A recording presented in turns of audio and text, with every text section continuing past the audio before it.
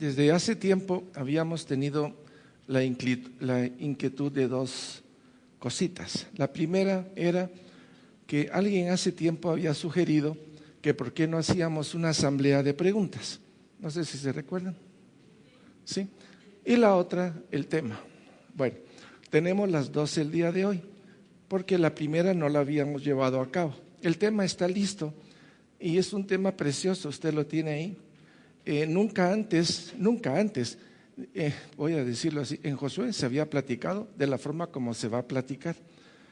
Y no había oído antes tema relacionado a lo que vamos a platicar. Estoy poniendo el tema emocionante, pero también está la opción de preguntas, porque el tiempo que estamos viviendo, pues uno tiene muchas preguntas. ¿Y esto del volcán de agua usted? Ay, perdón. ¿Ya vieron? Necesito a alguien que me sea a mí. Es un volcán y es de Guatemala. ¿Cuántos volcanes hay en Guatemala? Más de 30, 33, 34, 37, 36. 36 volcanes. Bueno, yo solo he subido algunos. Ustedes han subido volcanes. Qué bonito, ¿verdad? Bueno, entonces tenemos las dos opciones. Ustedes deciden. ¿Preguntas? Preguntas. Si no dicen nada, entonces la que dijo, pues entonces vamos a necesitar dos micrófonos. Tenemos uno con Mario, ahí está el otro. Ponete aquí, Mario Roberto, y tú aquí. Y ahí entonces van las preguntas, pues.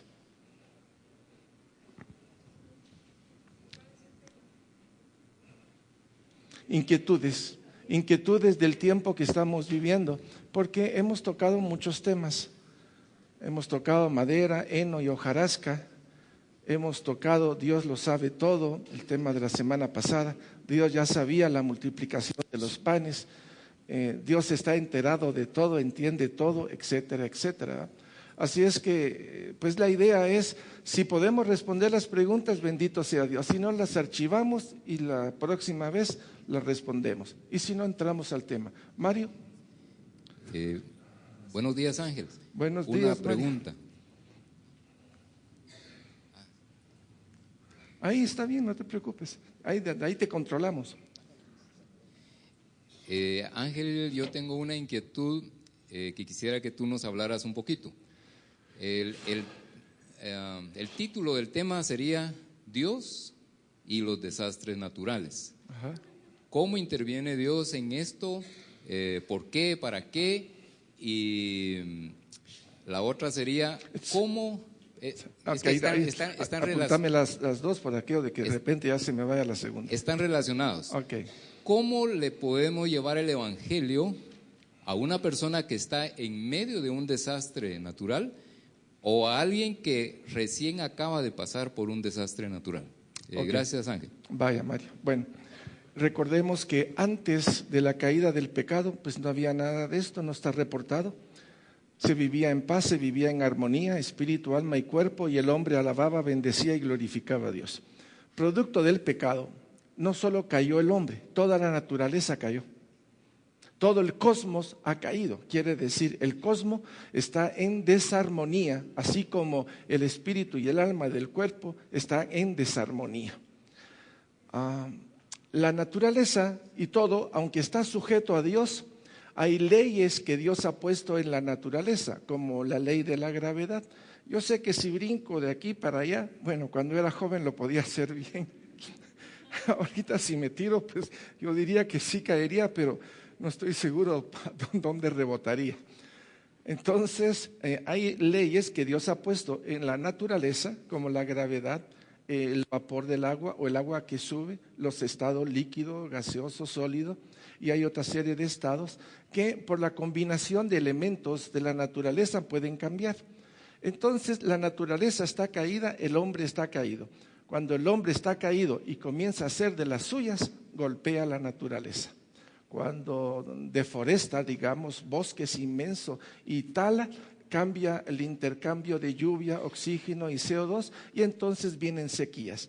Quiere decir, parte de lo que está en la naturaleza así como está el pecado, el hombre es responsable de mucho de lo que acontece hoy en Guatemala, específicamente. ¿Cómo están los ríos? Contaminados. ¿Cómo están las fuentes de aguas? Contaminadas. Entonces, si yo sigo hablando de esto, diría, ¿cómo está la sociedad? ¿Cómo está la familia? Y así pudiera seguir y podemos decir, estamos en un ciclo donde el pecado ha predominado y ha destruido la tierra. De hecho, la tierra lo que tiene ahorita, diría yo, son parte de los gemidos de la tierra clamando que le quiten de en peso el pecado del hombre. Qué tremendo lo que estoy diciendo. Entonces, la naturaleza está siendo violada. Por lo tanto, las reacciones que están ocurriendo a nivel de volcanes, ríos, tsunamis, cambios ecológicos, todo lo que estamos viendo a nivel natural, no solo es en Guatemala, es en todo el mundo. Hay situaciones que uno diría, es tiempo de verano, pero hay hielo. Y en otro, es tiempo de invierno y hace un calor terrible. De repente se ve que en la playa aparecen un montón de pescados sin ninguna explicación. O tsunamis o vientos huracanados que uno dice, pero ¿qué es el niño? No, no, es la niña, no, no, es la mamá, no, no, es el papá. Y cada quien está inventándole nombre a todo lo que es producto de lo que el hombre está haciendo. El sistema medio ambiente está cambiando porque el hombre ha trastornado. Ha utilizado fuego, ha utilizado petróleo, ha utilizado carbón y todos estos son contaminantes de desecho que han impedido que el bloque de ozono que está allá arriba, ese bloque que impide que los rayos ultravioletas entren, al hacer esos hoyos, los rayos entran y provocan cambios climáticos. Esto es parte de eso. Así es que, ¿qué estamos viviendo el día de hoy? Parte de lo que el hombre ha sembrado y de lo que la naturaleza tiene por sí mismo, como producto del pecado. O sea, la naturaleza está respondiendo, aparte de las leyes naturales. Independientemente es el cosmos. En el cosmos hay otra serie de leyes y otra serie de situaciones. No sé si la primera ya está. Ok. La segunda, no tenemos que esperar que ocurra una tragedia de esta magnitud como lo es en la erupción del volcán de fuego. Ya se me iba a ir el de agua. El de agua es agua, ¿verdad? Pero el de fuego es fuego. Entonces, ¿qué podemos esperar? Yo creo que el mandato de Dios es llevar el evangelio. El mandato de Dios es ir a toda criatura y evangelizarla. No tenemos que esperar situaciones. Ahora bien, resulta que en el transcurso de la vida de nosotros ocurren situaciones como desempleo, crisis familiares, problemas matrimoniales, problemas con los hijos, problemas nacionales o incluso como los que estamos viendo ahorita, en donde el hombre es más sensible que en otras oportunidades. Por lo tanto, hablemos de un funeral.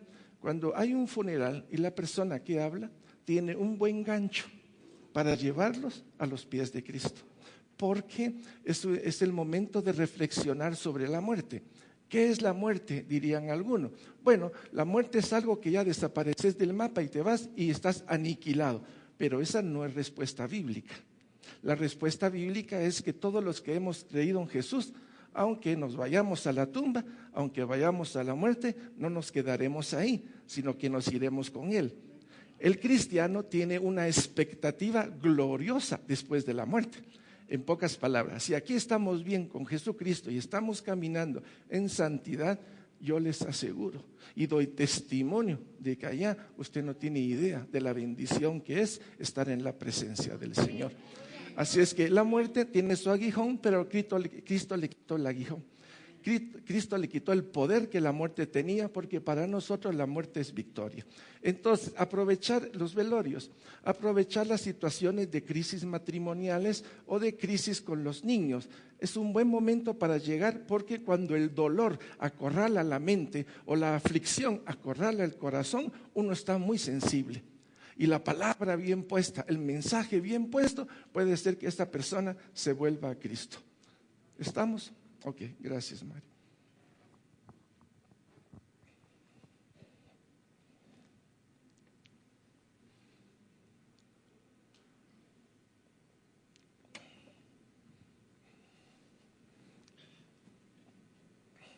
¿Qué es la apostasía? Me la hicieron hoy en la mañana. La palabra apostasía solo puede ocurrir, en este caso, hablando de cristianos. Apostasía se refiere a aquel que siendo inconverso, siendo pagano, le dijo sí a Jesús. Este entra, recibe el Espíritu Santo, comienza a caminar, pero llegado un momento, pues dejó de caminar, dejó de hacer lo que Dios dice. Dejó de leer, dejó de orar, dejó de congregarse, comenzó a juntarse con amigos extraños o de la infancia o de la juventud y comenzó a desviar su camino hasta que llega un momento que de su corazón y de sus labios dice: no creo en Jesús. No creo. Niega la obra de Jesucristo y al mismo tiempo está negando la obra del Espíritu Santo. A estas personas se les consideran, ¿qué dije? Apóstatas. Y entonces es una palabra que resuena mucho entre nosotros y a veces como que no sabemos ubicarla. No sé si me expliqué. ¿Estamos? Ok. Así como estas palabras hay otras y tenemos que aprender a saber en dónde estamos caminando, entre el Espíritu y la palabra. Esa fue la seña del Señor, ni a la izquierda ni a la derecha, directo al corazón de Dios. ¿Quién se recuerda de esto? Ok, esa es la línea de Josué. ¿Micrófono? Sí, solo quería preguntarte para ver si me podías esclarecer sobre la palabra de blasfemar o blasfemia. Sí, bueno, la palabra blasfemia es cuando usas el nombre de Jesús inadecuadamente o lleva adelante o después un insulto, una enajenación. Eso quiere decir, Jesús, es que no puedo decirlo. Es como las palabras que usábamos antes cuando jugábamos fútbol. No sé si ustedes se recuerdan de esas palabras. A usted sí se recuerda, ¿verdad? Así es. Pues son palabras en las cuales uno ofende el nombre, la dignidad, la soberanía. Ofende como cuando uno llegaría ante un rey natural y llega uno y le escupe el rostro. O le hace una grosería en su posición de jerarquía, ¿va? Entonces es una ofensa que transgrede lo que hizo Adán y Eva. Adán y Eva no obedecieron. Ese no obedecer a Dios es una ofensa terrible, porque él era el creíble, el otro no era el creíble. O sea, ahí hubo una ofensa terrible a la dignidad y soberanía de Dios. Blasfemia trasciende uno porque realmente hasta la palabra suena mal cuando uno la suena. No sé si me estoy explicando, pero no puedo darte ejemplo en el sentido de hacerlo yo. No puedo. Sí, pero sí me cachaste. Sí has ido al estadio. Sí. O sea, has visto aquellos juegos de fútbol donde pierde uno y la madre de Dios se levanta entre todos y se empiezan a pelear entre todos y no tienen Dios, pero levantan a la madre de Dios. Así dicen. Y no saben si tiene madre o si tiene padre, porque Dios no tiene mamá ni tiene papá, pero los oís ahí. ¿Y qué no dicen? Y en el ambiente español, peor todavía. En el ambiente español se utilizan una serie de palabras que son parte de la genitalidad de la mujer. Sí, señor. Y es grotesco oír esas situaciones. Bueno. Sí, solamente. ¿Perdón? Solamente esa era mi pregunta. Va, ok, viejo. Sonja. Cuando Jesús dijo que el único pecado no perdonable era blasfemia contra el Espíritu Santo. Yo pienso que cuando Jesús estaba aquí, Él era hijo de hombre y por lo tanto, aunque hablando mal de Él o sobre Él, que no era blasfemia. Ahora que Jesucristo ya murió y resucitó, blasfemia contra el Hijo, el Padre o el Espíritu Santo, ¿cuál de las tres? ¿O los tres? Las tres. Porque media vez o una vez usted ya tiene el entendimiento. Por eso estamos hablando de los que son del cuerpo de Cristo. Los que ya siendo del cuerpo de Cristo, al Padre, al Hijo y al Espíritu Santo, es así. Cuando una persona niega a Jesucristo, niega al Padre y niega al Espíritu Santo. Y si los tres son uno, los tres están en la misma línea. Si ofenden a uno, los tres tienen la misma situación de un sentir espiritual. O sea, no podemos separarlos.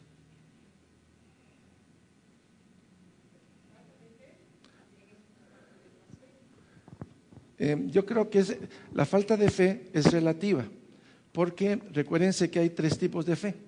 Está la fe natural, que es, ya lo hemos dicho, cuando van con el médico y el médico da una receta, uno va y compra la receta y uno no sabe qué le van a dar. Pero yo espero que me den lo que el médico me dijo, ¿verdad? Y voy a creer que la medicina me va a curar y va a ser efectiva. Entonces hay un tipo de fe natural. El otro tipo de fe es la fe de conversión, cuando estamos en un retiro o cuando estábamos, como decíamos con Mario, en una situación en la cual la angustia, la aflicción nos han hecho permeables a oír la voz de Dios, y en ese momento viene lo que se llama la fe de salvación. Y luego es la fe que es fruto del Espíritu Santo.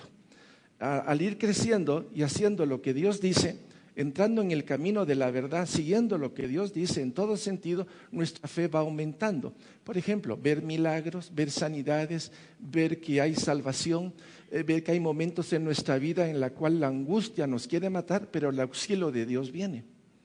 Entonces, el sentir todo eso nos hace ver, pese a todo, yo sé que mi Redentor vive, como decía Job. A Job se lo estaba llevando la tostada, como diría alguno por ahí. Y se lo estaba llevando, pero todo feíto. Pero él en su palabra, él dice, pero yo sé que mi Redentor vive. Entonces, a pesar de las circunstancias, dentro de nosotros ya hay una fe que ha madurado. A ver, ¿quiénes pueden decir aquí que su fe ha madurado? Ok, ese es el proceso, ya no es la fe inicial. Estamos creciendo en la fe, en el amor y en la esperanza. Y cada vez evolucionamos a un tipo de respuesta más sabia, más prudente, más adecuada. ¿Cierto o no? Y sabemos combatir con fe a aquellos que vienen a querer negar o hacer negar a aquel que es el Señor de nuestras vidas. Entonces, de alguna manera podemos decir, hemos crecido o ya no somos iguales a antes. ¿Amén? Ok.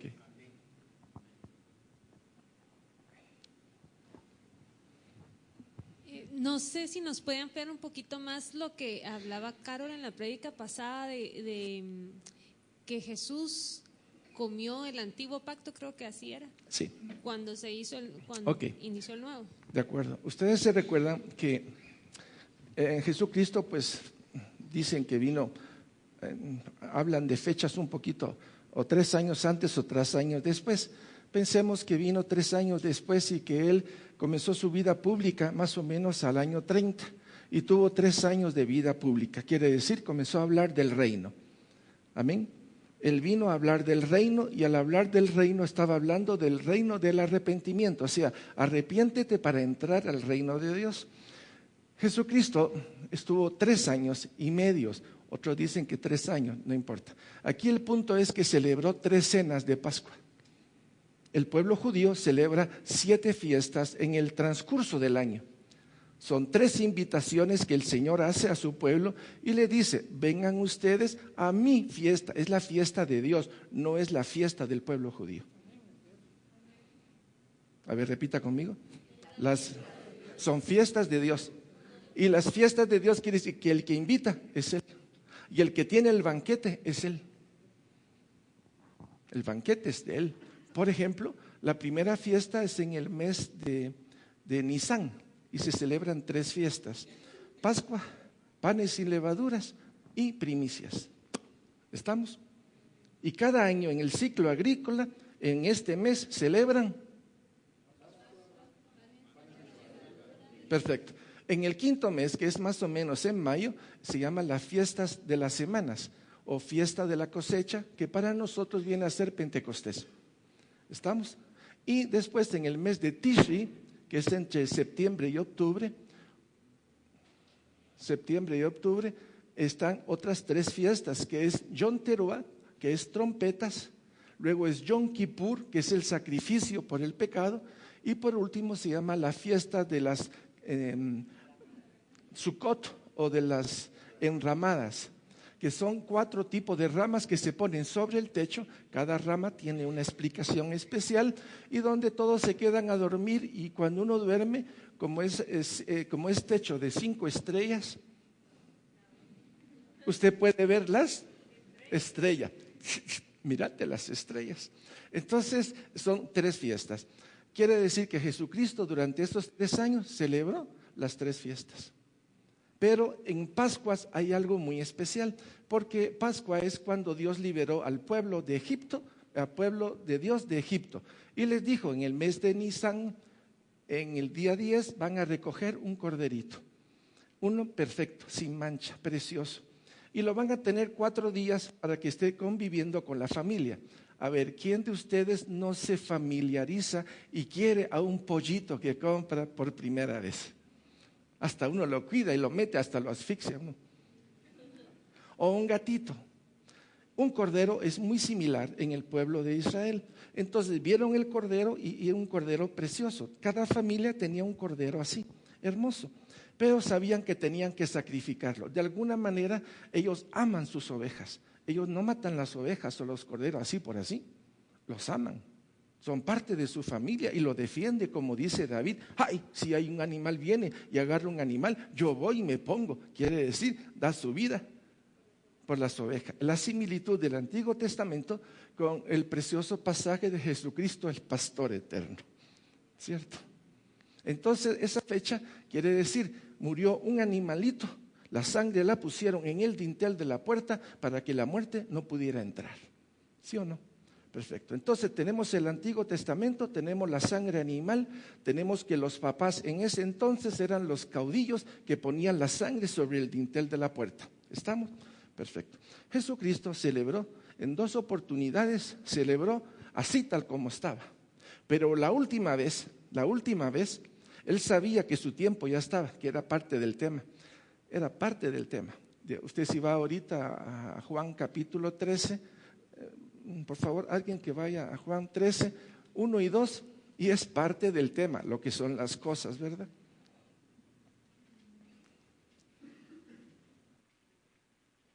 Micrófono, por favor, para alguien que lo lea. ¿Quién lo tiene? Léelo. Ah, sí está ahí, hombre. Está en el boletín, perdón. ¿Lo leo? Sí, por favor. ¿Del 1 al qué? 1, 2. Antes de la fiesta de la Pascua, sabiendo Jesús. ¿Qué dice? Antes de la fiesta de la Pascua. ¿Qué? Sabiendo Jesús. Sabiendo. ¿Sabiendo Jesús qué? Que su hora había llegado. ¿Quiere decir? Sabía. Es parte del tema que dio Carolina en Juan 6 la semana pasada. Entonces Jesús sabía. Si Jesús sabía lo que iba a acontecer y que su tiempo estaba llegando, y Él sabía que era el Cordero de Dios, dijo, bueno, el Antiguo Testamento es comer este Cordero, ¿sí o no? Yo lo voy a comer, pero de una vez les digo que yo soy el Cordero del Nuevo Pacto. Quiere decir, comió el Antiguo, todo lo que es la figura del Antiguo Testamento que representa al sacerdocio es Cristo. El Cordero es Cristo. El tabernáculo que se encarnó es Cristo. El que murió por nosotros es Cristo.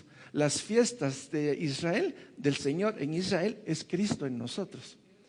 Entonces, cuando hablamos de la última cena, no puedo llamar cena del Señor. Para mí, yo la pongo en la última cena, tacho, con perdón de todos, ¿verdad?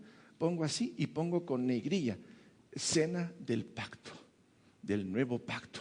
Porque ahí Jesús está declarando anticipadamente, yo soy el Cordero, voy a morir y por medio de mí viene la salvación a todos. Eso es lo que Carol quería decir. No sé si... Sí, okay.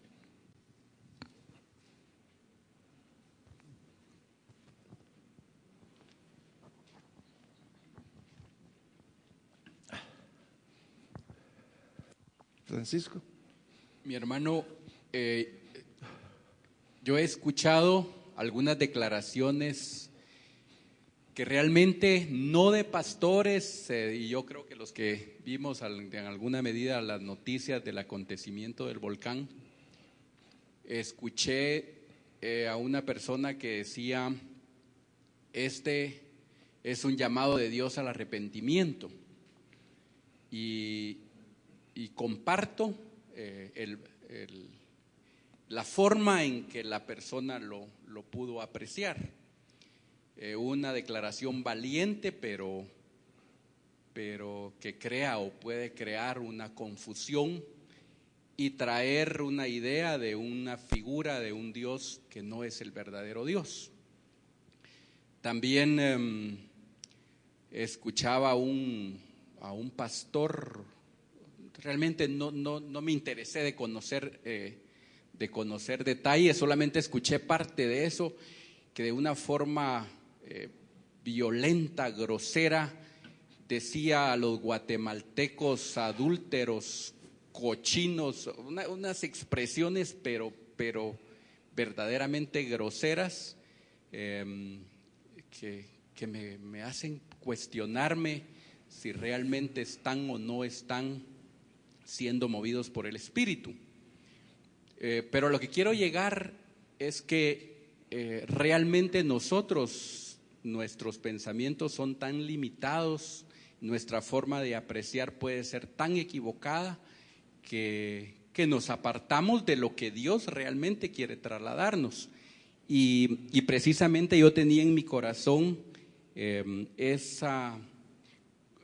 lo que le sucede al ser humano, que a veces quiere ser quizá más justo, más bueno que el mismo Dios. Y me llegó esta cita que está en Isaías 55, 8, 9. Dice: Dios dijo, yo no pienso como piensan ustedes, ni actúo como ustedes actúan. Mis pensamientos y mis acciones están por encima de lo que ustedes piensan y hacen. Están más altos de los cielos. Les juro que así es. Entonces, esto me trajo a mí como que un alivio en mi corazón, porque el que una iglesia haya sido soterrada, estando congregados para alabar, para conocer al Padre, estando, suponemos o pensamos que buscando hacer la voluntad de Dios podría traer confusión, pero el saber que nuestros pensamientos son tan limitados, pues nos debería de dar paz. También cuando vemos que un hermano está pasando una situación difícil en cualquier área de su vida, como no lo entendemos, no tenemos los pensamientos de Dios, pues deberíamos de orar y de clamarle a Dios que muestre sus propósitos en esa situación adversa que se está viviendo, y no que venga el juicio que normalmente o que generalmente pueda venir, ¿verdad?, por parte de nosotros mismos. Entonces, mi pregunta es: ¿hasta dónde nosotros podemos emitir juicios en estos temas, como lo que mencionaba mi hermano? Dios interviene en esta situación de los desastres naturales.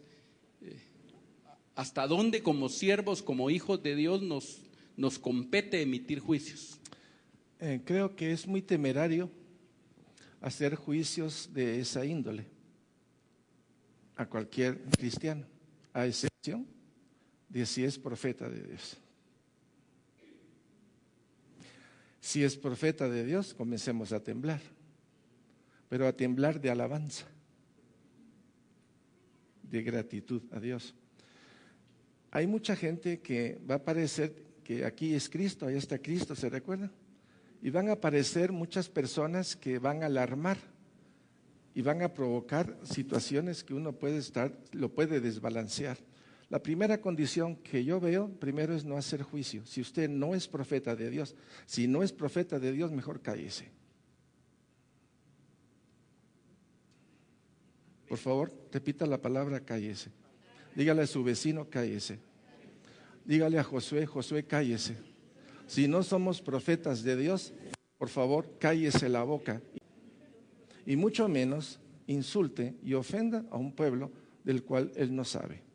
Entonces, el profeta de Dios habla de parte de Dios. Y cuando él habla, las personas que están a su alrededor dicen: ese está hablando de Dios. Esa es la voz de Dios. Los entendidos saben eso. Ahora, ¿qué va a aparecer en el medio ambiente? Un montón de personas que van a tomar los eventos naturales y le van a poner epítetos o palabritas ahí, Dios y Dios y Dios y Dios, y eso trae un poquito de miedo, pero trae miedo a los que no conocen a Cristo.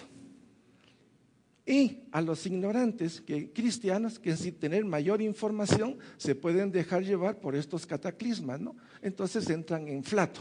Pero el verdadero Hijo de Dios, el que está sentado en la palabra de Dios, venga o no venga, como dijeron los 3 amigos de Daniel, mira Nabu, con todo cariño y con todo amor te decimos, te guste o no te guste, te cuadre o no te cuadre, no vamos a doblar rodillas, sabelo de una vez. Y si nos vamos al fuego, pues bendito sea Dios. Y si nos saca del fuego, más bendito sea el Señor. Pero el Dios que yo conozco es fiel. Entonces creo que la posición de los 3 amigos de Daniel, como otras posiciones, como la de Esteban cuando lo mataron, que fue el primer mártir cristiano, diría yo, es una posición que debe de ser de un cristiano maduro, seguro en la fe, estable en la fe, que es testimonio para la gloria de Dios Padre. Así es que estos eventos tengámoslos con mucho cuidado. Aquí en Josué hemos hablado de que los tiempos se están acercando.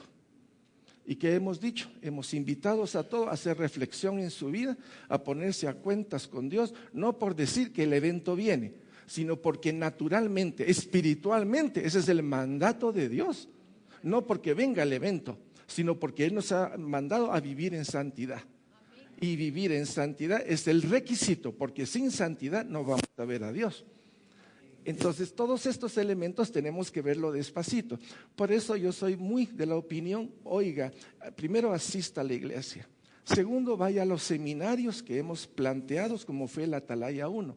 En el Atalaya 1 platicamos muchísimo de estos eventos y de estas situaciones. Quiere decir, un pueblo informado o un pueblo o el cuerpo de Cristo informado rápidamente agarra las mentiras y las cosas que no van y las empaqueta rapidito y no es partícipe para decírselos a otros. ¿De acuerdo? Entonces creo que Josué de alguna manera ha sido informado. Los que no han ido a Atalaya 1, va a venir el siguiente, Edgar. 6 y 7 de julio. Para los que no han ido, por favor, venga e infórmese de los acontecimientos y sobre todo de qué dice la palabra de Dios. Esto nos va a dar paz, nos va a dar tranquilidad.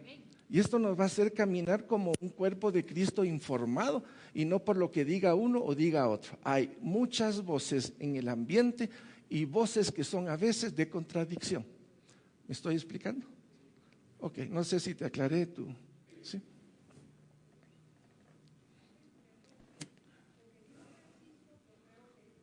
Use el micrófono, por favor.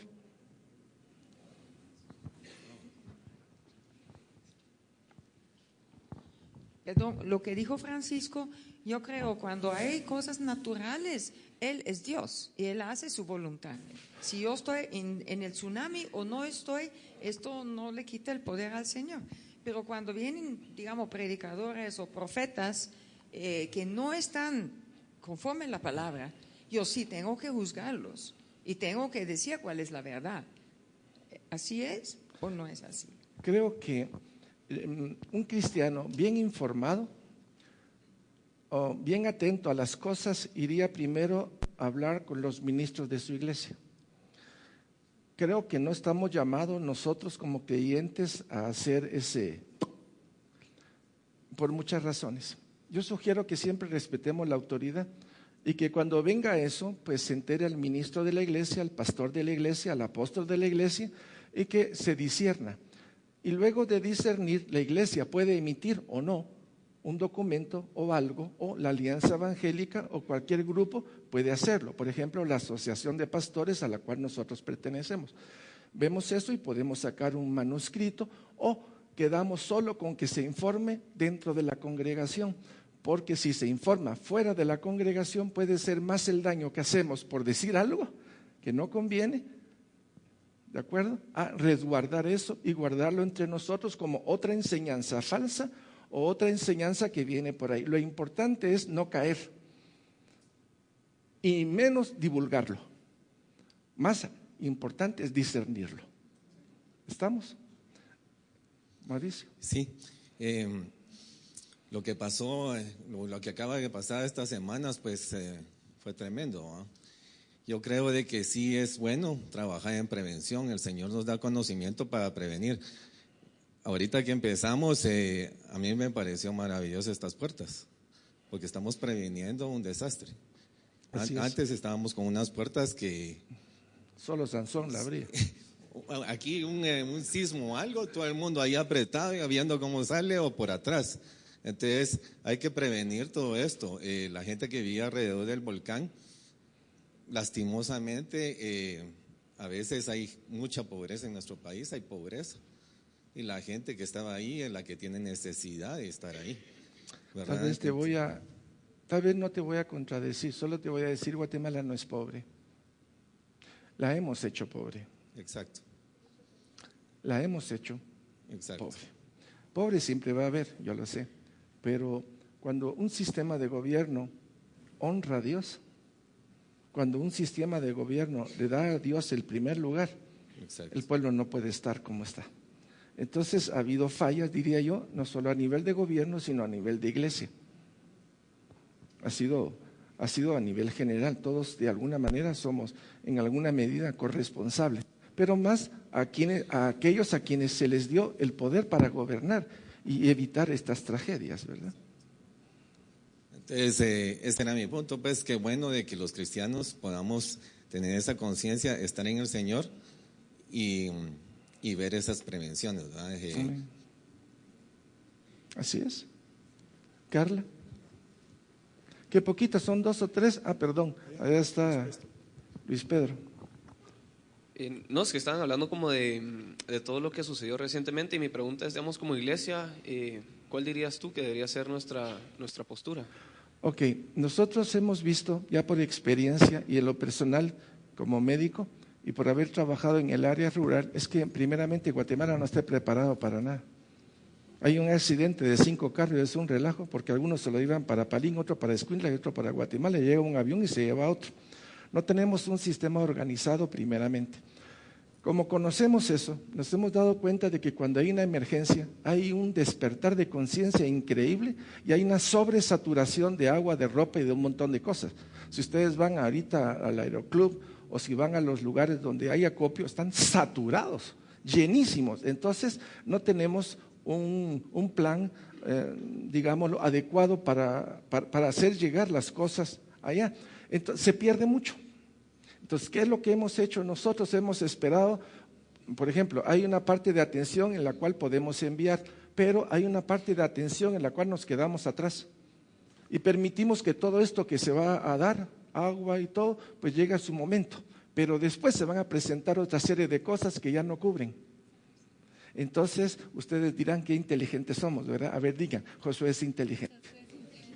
Pero no es porque nosotros seamos inteligentes, es porque el dolor y el golpe ya nos llegó y nos dimos cuenta de que se desperdició y dijimos 2 pasos para atrás.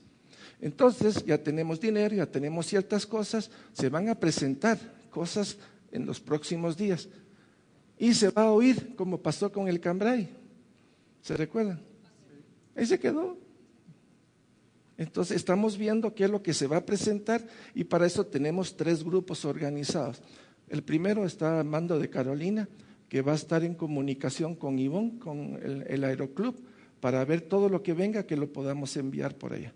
El segundo es Carmen Aida, que tiene a Juan José y a Edgar viendo la parte de necesidades espirituales. Por ejemplo, hay un aviso de que en tal lugar donde hay tanta gente están entrando en una especie de aflicción y de angustia por sus papás, por sus hermanos. Entonces, queremos ver que si realmente está viendo eso, si lo están cubriendo. Si no lo están cubriendo, entonces Juan José y Edgar van a hacer un llamado a la congregación para todos los hermanos que quieran participar e ir a estos lugares para ministrar. Quiere decir oírlos, oír a estos hombres y a estas mujeres y a estos niños. Y ya que ellos hayan descargado, pues orar por él. No presentarle a Jesús de inmediato, sino orar por él, que sientan el brazo amigo, el hombro amigo, el hombro amigo, y posteriormente ya en la tranquilidad presentarle a Jesús para hacerle ver que nada escapa a él. Y el tercero está relacionado con Conred. Conred, dependiendo de las emergencias que tienen allá, sacan nuevos avisos. Pero como digo, otras veces estos mismos avisos, como ya la conciencia de muchos se acalló porque envió 10 toneles de agua, ya en este segundo aviso como que ya no responden. Entonces Conred va a necesitar un tipo de apoyo post a los eventos. Entonces estamos listos con Carol para ver qué es lo que necesitan. O sea, la ayuda que Josué va a hacer es una ayuda estratégica, Luis Pedro. ¿Ya? Porque otras veces hemos dado cantidades y viene el lamento después, cómo fue que nos dejamos, porque no conocíamos toda esta serie de interrupciones que hay. Por ejemplo, hoy me contaba en la mañana pues que llevaron comida y no pudieron dársela a las personas que estaban en su necesidad, sino que las metieron en bodegas. Eso fue lo que entendí.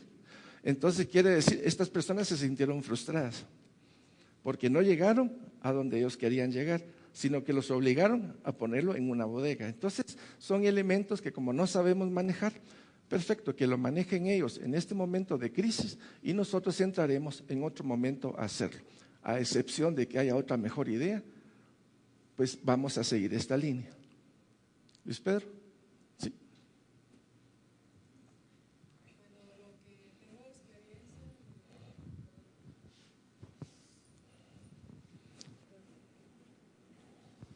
Mi hermana con una sobrina fueron para lo de Cambrai y pasó exactamente lo que dijo Ángel.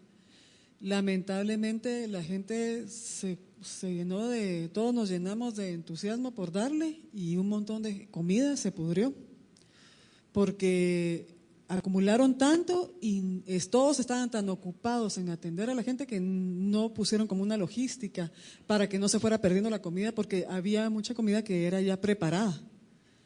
Y entonces al final la tiraron, ¿verdad?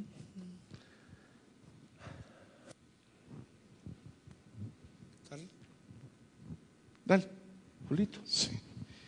Ángel, mira, yo estoy completamente de acuerdo con lo que hablan los hermanos, las hermanas, y el desastre nos ha cambiado un poco la forma de pensar, la forma de sentir, pero yo creo que todo esto es una figura, son fenómenos de los desastres que pueden pasar dentro de nuestro corazón.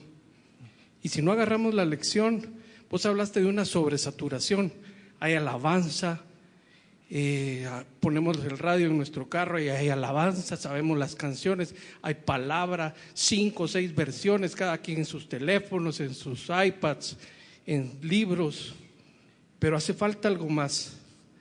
Y yo creo que tenemos que buscar al Señor de corazón. Yo creo que debemos de doblar rodillas y debemos de dejar que ese fuego, en lugar de causarnos destrozo, avive nuestro corazón y nos pase a otro nivel. Yo creo que estos también pueden ser, yo creo que hay un hasta aquí, pues si hay alguien que está ayudando, yo creo que ya brindamos, yo creo que hay mucho chisme, hay mucho de esto, mucho de lo otro, que dicen, que no hice, que por las aduanas, estoy completamente de acuerdo, pero no nos distraigamos en esas cosas tampoco, pienso yo, mis hermanos, perdón. Amén. Veámoslo así, vuelvo a repetir la enseñanza de Josué. En Josué la principal cátedra no es la cátedra universitaria, es la cátedra de la palabra de Dios. Esta es la básica. Este mundo caído no fue hecho para sabiduría humana, fue hecho para sabiduría de Dios. Este mundo caído no fue hecho para conocimiento de las cosas de la naturaleza humana, aparte que son bellas, pero fuimos hechos para tener el conocimiento de Dios, la sabiduría de Dios, el entendimiento de Dios.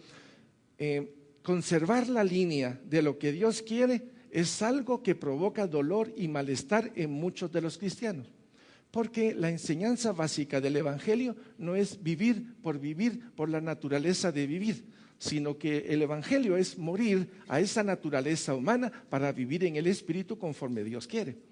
Entonces es diametralmente opuesto. Entonces la iglesia tiene la obligación, la perfecta obligación de seguir enseñando de que si el grano de trigo no muere, no vivirá. El Evangelio de Jesucristo no es vivir en prosperidad. El Evangelio de Cristo no es vivir en una fantasía de que tengo, puedo, haré y que viva la pepa. No, no es por ahí. El Evangelio de Jesucristo es morir interiormente a mi voluntad, para que la voluntad de Dios se haga en el cielo como en la tierra de mi corazón. Esa es la línea que Dios nos ha dado. Y bajo esa línea es que estamos caminando. Entonces, cuando suceden estos eventos, nos pueden desbalancear un poquito. Nos puede desbalancear porque es un golpe que uno no quisiera recibir. Pero el golpe lo hace a uno como, Señor, ¿qué significa todo esto? Volvemos al esquema. Este mundo está hecho para desaparecer. Y Jesucristo ha venido para rescatarnos, tener vida en abundancia aquí y vida eterna allá. Cuando tenemos la línea bien clara, estos eventos nos pueden sangolotear solamente. Pero de ahí estamos consistentes. Por eso la importancia de oír la palabra, leer la palabra, masticar la palabra y sobre todo a nivel de congregación recibir una directriz.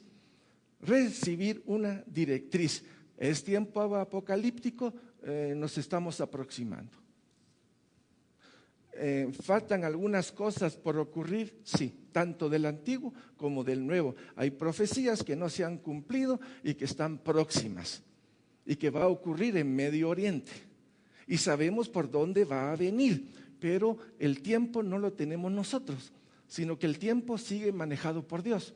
Por eso, en esta lectura, cuando dice, y Dios sabe, o Jesucristo sabe, porque no es una, es un montón de veces en la cual aparece en la palabra de Dios, así es. Por ejemplo, Éxodo 6, del 6 al 8, el Señor dice todo lo que le va a hacer a Israel. Todo, ahí está escrito. Denme el micrófono a alguien, por favor. Éxodo capítulo 6, del 6 al 8.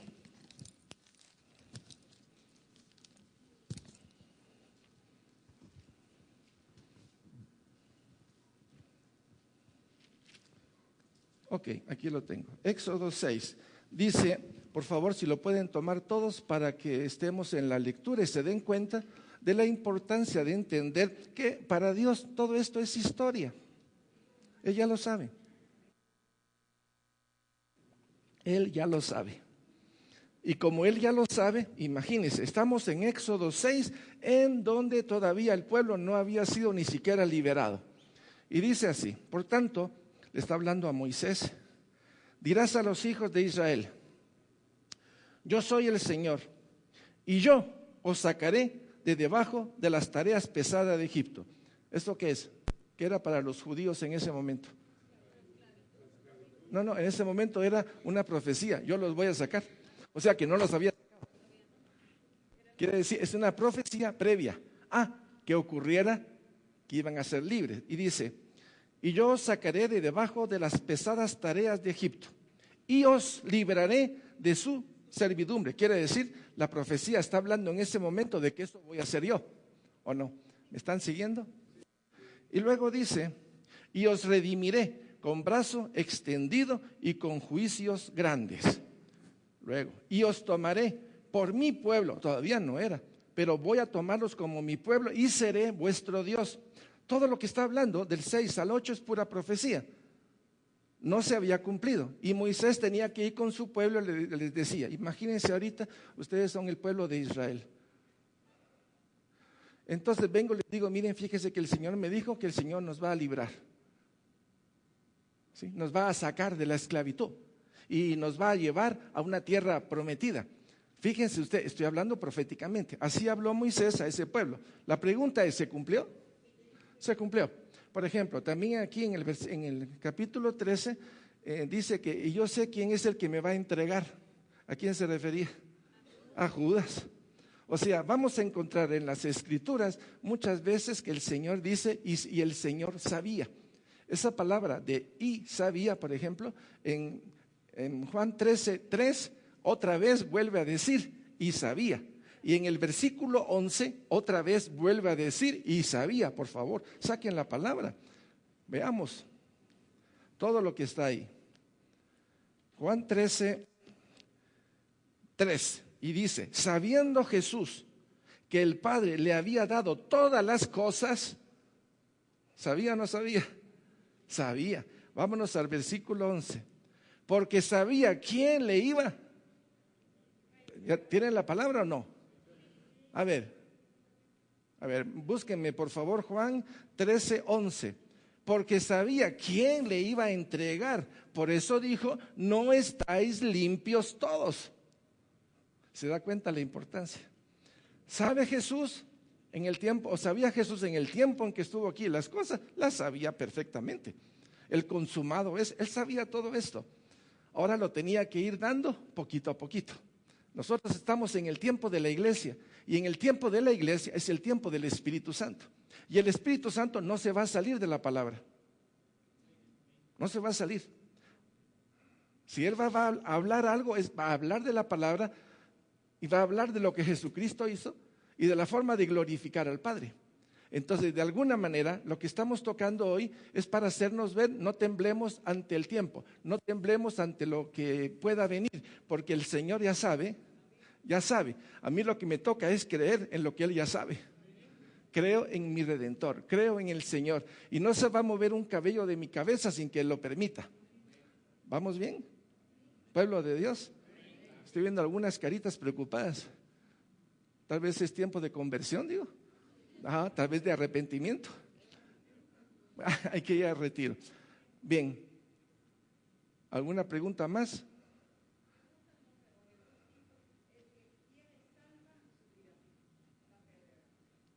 Sí. El que quiera salvar su vida la perderá. Cuando se habla de que quiere salvar su vida, es el cristiano que cree que por sus obras lo puede hacer.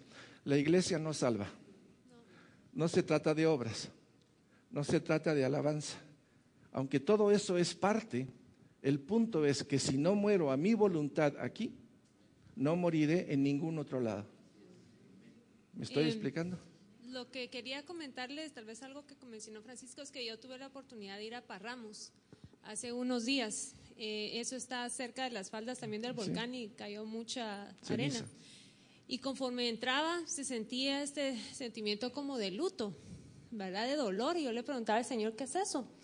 Me decía, es mi corazón, yo estoy dolido, porque mucha gente murió sin conocerme.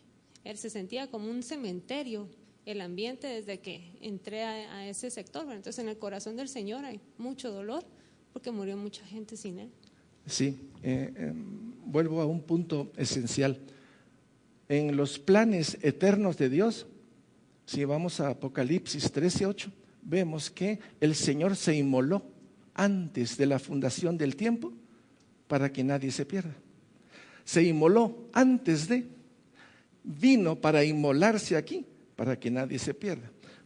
Cuando uno ve el trayecto del amor, de la misericordia, de la compasión de Dios, uno no puede dejar de sentir cómo se ha menospreciado, cómo el pueblo de Israel menospreció a Jesucristo cuando Él vino.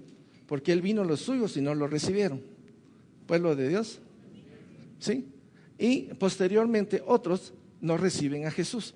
Entonces, de alguna manera, la creación de Dios, que es el hombre y que tiene la huella, la marca, su nombre, lo más íntimo, no responde a Él.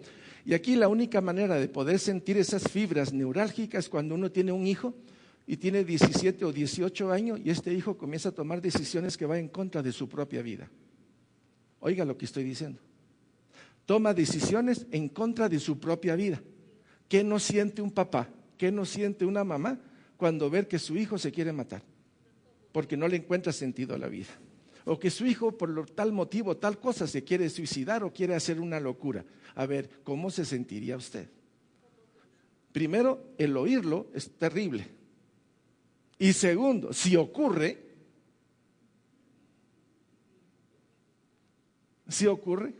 ¿cómo se sentiría usted? Entonces, esa empatía de la parte natural con el corazón de Dios nos tiene que mover a ser, como quien dice, astutos, prudentes, pero astutos en las cosas de Dios para llegar a otro. Vuelvo a repetir, parte del mensaje de Dios para nosotros es vida de santidad y arrepentimiento. ¿Estamos claros? La segunda línea es ir y evangelizar. ¿Se recuerda?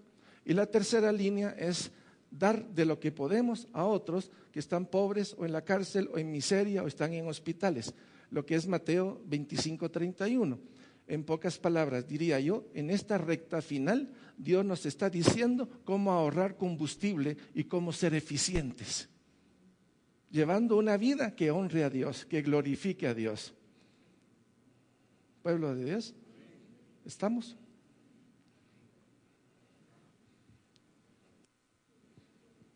Tenemos tiempo para una y de ahí oramos Y la próxima semana entonces entramos al inicio de su despedida. Jesús comienza a despedirse y uno dirá, ¿cómo es eso? Pues sí, Jesús comienza a despedirse de sus apóstoles y comienza en el capítulo 13. Y vamos a leer el 13, y vamos a leer el 14, y vamos a leer el 16, y vamos a encontrar cosas tan hermosas, porque antes las leíamos de recorrido, ¿no? Ahora las vamos a leer despacito y vamos a encontrar perlas. ¿Quién? Buenos días. Mi pregunta va relacionada con todo lo que se habló acá. Hasta cierto punto es muy riesgoso decirle a una gente que ha sufrido un desastre o que está pasando por ese desastre, decirle a una persona, Dios está en control. No sé, alguien te puede decir, pues si Dios está en control, ¿por qué se murió mi familia? ¿Por qué perdí mi siembra? ¿O por qué en realidad, por qué pasó esta desgracia? Tenés razón. Ahora, hemos dicho de que si vamos a ir a orar, tienen que ir 1, 2, 3, 4, ¿cuánto? Mínimo 2. Y cuando se va a orar por estas situaciones, pedimos, oren como pareja. Digan quién de los dos va a ser el encargado para aconsejar o ministrar. Pida guía a Dios, porque en esos momentos estas personas están muy necesitadas de muchas cosas, pero la aflicción los abate. Hay que pedir a Dios sabiduría para saber qué palabra utilizar con cada persona, porque no toda persona entiende lo que tú acabas de decir. Hay personas que apenas si saben hablar y escribir ustedes. Entonces, ¿qué es lo mejor? Ponerle su hombro o darle el agüita o darle la mano para que él sienta que hay una mano amiga, ¿no? Y ya cuando se agarra confianza y se entiende el lenguaje de la otra persona, es cuando uno puede abordarla y hasta donde Dios diga, ¿no? O sea, no es aquello de decir soy cristiano y vengo a presentar a Cristo y no olvídese de lo que ha pasado. No podemos llegar así. Sería cruel si llegáramos. Por eso yo diría clamar sabiduría para hacer esto. Regina, allá atrás. ¿Estamos? Bueno, nosotros sabemos que Dios está en control de todas las cosas. Sin embargo, con una persona que está sufriendo así, muchas veces está pasando una fase de negación, de enojo, de frustración. Entonces, por misericordia de esa persona, muchas veces lo mejor es orar en lenguas por ella y consolarla, darle un abrazo, hablarle del amor de Dios a pesar de todo, pedirle al Espíritu Santo que la consuele, pero realmente dar mucha palabra nuestra no, porque es el Señor, es el Espíritu Santo el que tiene que consolar para un dolor tan grande como ese. Amén. Es parte de lo que estábamos hablando antes. Para ejemplo tenemos Job. Cuando Job tuvo esas tragedias, Job estaba bien, muy bien, hasta que llegaron los amigos. Cuando llegaron los amigos y comenzaron a cuestionarle, pero antes de cuestionar, fíjese lo que pasó. Dicen que eran 4, pero se menciona 3 al principio, que eran ancianos y sabios. Dice que vieron a Job de tal manera que pasaron 7 días, todos sentados, sin decir una palabra. ¿Ahí está?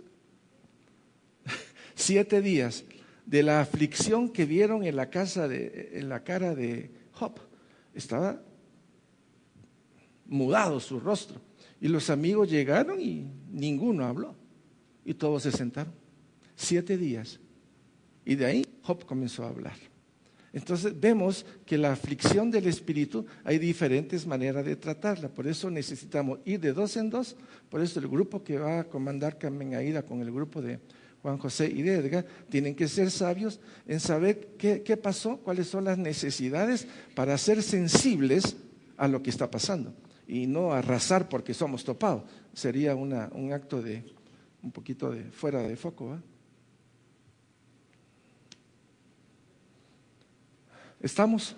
Ok, lo que vamos a hacer es orar. Vamos a orar por lo que ha acontecido y vamos a orar por todas estas necesidades de estas personas que en este momento tienen esa aflicción terrible en su corazón, pero podemos clamar a ese Dios maravilloso que nosotros conocemos y que estoy seguro no ha abandonado a ninguno.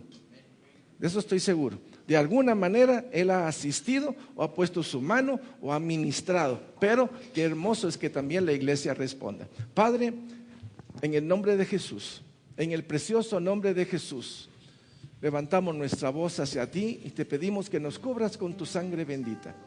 Cúbrenos, Señor, con tu sangre preciosa. Revístenos, Señor. Y en el nombre de Jesús, Padre, clamamos a ti por esta tragedia que ha ocurrido en Guatemala. Yo sé que no escapa a ti, yo sé que tú la conocías. De alguna manera tú trabajas con todo esto, pero sé que en todo lo que tú trabajas es lo bueno y lo maravilloso por todo, Señor. Tu mano es de bendición y de prosperidad. Así es como te conocemos. Pero también sé que la mano del hombre y el maligno hace cosas atroces, Señor. En el nombre de Jesús, levantamos nuestra voz, Señor, por todo hombre, por toda mujer, por todo anciano, por todo niño, por toda mujer embarazada. Clamamos por todo ese mundo de gente que estaba en esta situación de peligro, Señor, y que primeramente ha fallecido, Señor. Pero han quedado los familiares golpeados, lastimados. Hay una aflicción de alma y de espíritu en todos ellos. Y en el nombre de Jesús, mis hermanos, yo les ruego a todos los que tienen el don de lenguas, comencemos a orar en lenguas. En el nombre precioso de Jesús, amado Señor, levantamos nuestra voz en el don de lenguas, clamando por cada hombre, por cada mujer, por cada niño, por cada mujer, por cada anciano. Señor mío y Dios mío, llega hasta donde ellos están. Sé tú el consuelo de ellos. Ve y provee, mi Dios, a través de las personas que están acudiendo en este momento, ese toque, esa agua, ese pan, esa cobertura, esa manta, ese vestido, ese ropaje espiritual. Padre, en el nombre de Jesús, en el precioso nombre de Jesús, Señor, extiende tu mano de amor sobre este pueblo golpeado, herido, sobre este pueblo que se siente desamparado, desahuciado en su mente y en su corazón, que han perdido la esperanza, que han perdido la ilusión, que han perdido el deseo, Señor, de seguir viviendo. Padre, en el nombre precioso de Jesús, levantamos nuestra voz a ti y clamamos, Señor, si hay alguien que puede llegar ahí, si hay alguien que puede tocar, si hay alguien que puede llevar esa palabra de aliento, ese eres tú. Si hay alguien que puede poner consuelo en lo más íntimo de ese hombre, de esa mujer, de ese joven, de ese anciano que está en este momento en esa aflicción, eres tú, Señor. Y en el nombre precioso de Jesús, en el glorioso nombre de Jesús, atiende a esa madre, atiende a ese padre, atiende a ese hijo, atiende a ese anciano, atiende, Señor, a todos los que están levantando su voz y están clamando a ti en este momento de necesidad. En el nombre de Jesús, en el precioso nombre de Jesús, Señor, clamamos tu asistencia a esos niveles. Por amor a tu santo nombre, por amor a ti mismo, Señor, te lo estamos pidiendo. Llega y toca, ministra esos corazones y dinos a nosotros el tiempo oportuno para entrar como punta de lanza a esos lugares donde no han llegado otros, o donde ya abandonaron situaciones. Danos la sabiduría para manejar con prudencia lo que venga a esta congregación, ya sea de dinero, de alimento, de ropa. Señor, danos la gracia y pon en nuestros corazones el deseo de servir y de poder ir a ministrar o atender en caso de que se necesite. Despiértanos, Señor, a este llamado. Despiértanos, Señor, a este llamado para honrar tu nombre y para ir con nuestro prójimo, ya sea o no sea cristiano. En el nombre de Jesús, en el precioso nombre de Jesús, Señor, te lo estamos pidiendo. Gracias, gracias y gracias. Bendito y bendito tu santo nombre, por siempre y por siempre. Gracias.